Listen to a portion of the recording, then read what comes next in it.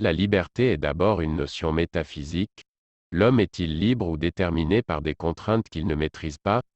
S'il est la cause première de ses choix, on dit qu'il possède un libre arbitre. Mais un tel pouvoir est difficilement démontrable. C'est ensuite une notion morale. Pour Kant, la liberté, ne pouvant être démontrée, doit être postulée afin que la morale soit possible. En effet, seul un être libre peut choisir entre le bien et le mal. Pour devoir, il faut d'abord pouvoir. Réciproquement, selon Kant, seul un être moral peut être libre.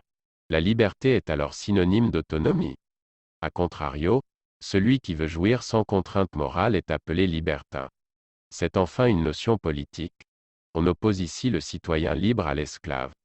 Lorsque l'État exerce peu de contraintes sur l'individu, on parle d'un État libéral.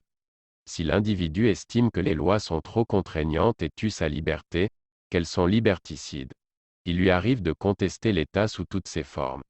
Un tel individu est dit libertaire ou anarchiste. Exemple l'âne de Buridan. Que se passe-t-il si l'on place un âne à équidistance d'un seau d'eau et d'un sac d'avoine? Le philosophe médiéval Buridan répond que l'âne ne bougera pas et mourra de faim et de soif. Pourquoi? Parce que les motifs de son action possible s'annulent mutuellement. Tel n'est pas le cas de l'homme qui, en l'absence de motifs décisifs, peut encore se décider à agir grâce à une force qui n'a pas besoin d'autre cause qu'elle-même, le libre arbitre. Seul l'homme possède le libre arbitre. Il est bien l'image de Dieu et échappe ainsi au règne animal. Le charbon ardent de Balzac dans le roman Les Chouans, 1829, Balzac décrit la scène suivante, pour prouver son amour à Marie de Verneuil.